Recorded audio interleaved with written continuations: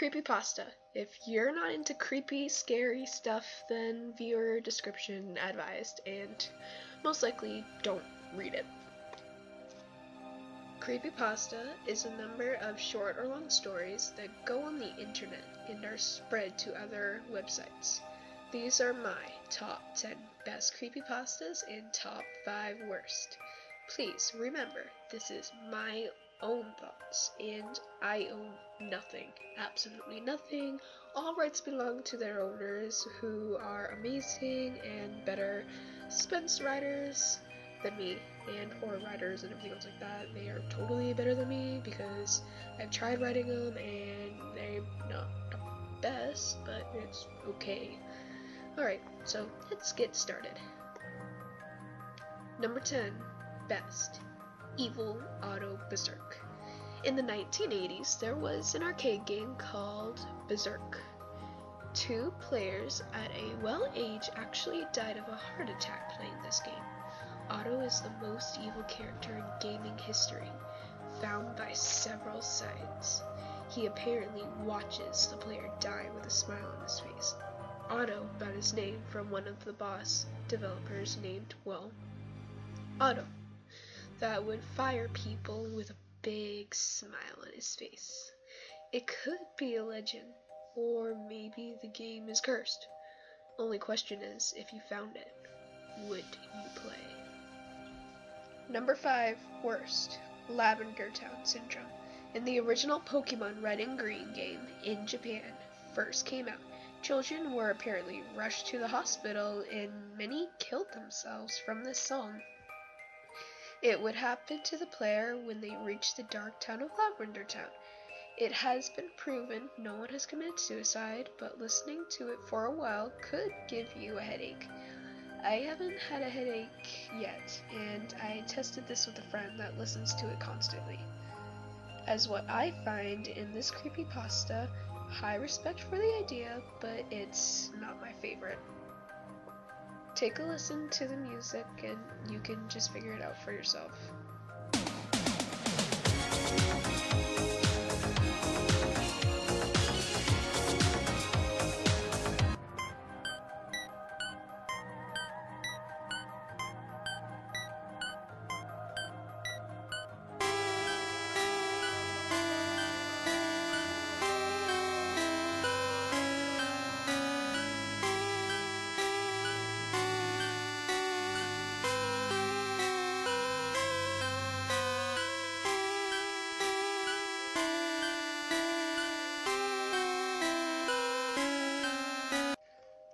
Number 9.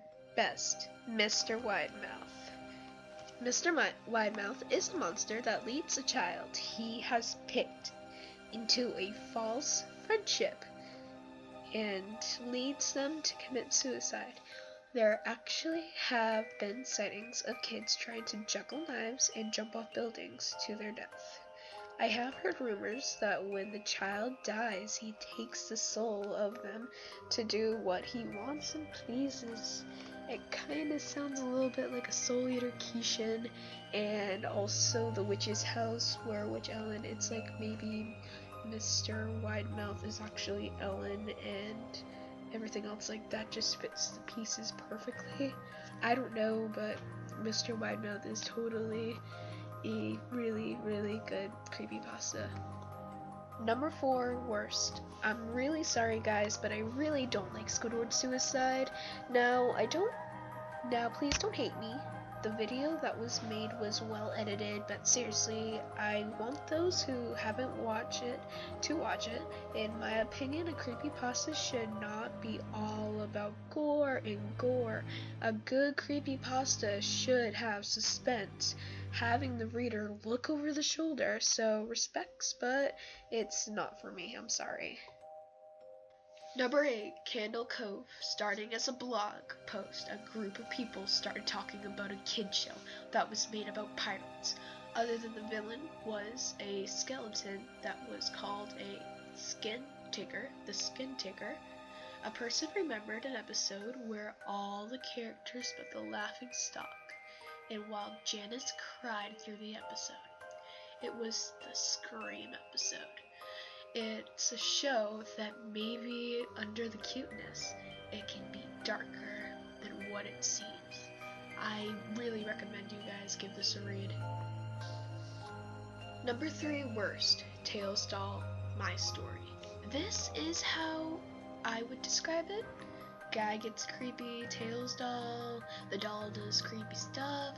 Just read it. You'll understand why I'm being so rapid about this one.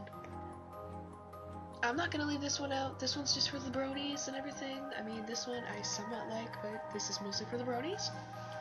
I really think creepypasta bronies. So, creepypasta bronies out there, cupcakes. The story is about Pinkie Pie that drugs her best friend Rainbow Dash and takes her to a secret basement where she brutally murders Rainbow Dash to get the special ingredient for her cupcakes. Even if not a brony, read it. Number 2 worst, John's Journal. Okay, I really am sorry, but I hated this one. I could understand if this was a bigger beginner story. But okay, a guy named John finds a journal that was from another guy named John. The plot is bad, it's worth a headache more than worth a read. I'm sorry. Number 6, The Russian Sleep Experiment. Okay, I had nightmares from reading this. A group of scientists take captives and put them in a gas chamber that would make the person not sleep. I'm not gonna give you any spoils, but trust me, it's enough to make you want to go to sleep at night, because if you don't, maybe the monster will come after you from the inside. Number 5, Ben Drown. This took forever to read, but it's about a guy that got Majora's Mask for the Nintendo 64 for free. Its original owner was named Ben. The man started to play on the file and decided to delete it, which kinda opened Pandora's box, and a lot of glitching happened to the game, and it was like the game was communicating. Also, it drops into the cleverbot theory where people, including myself, have tried. The game would keep tormenting the player.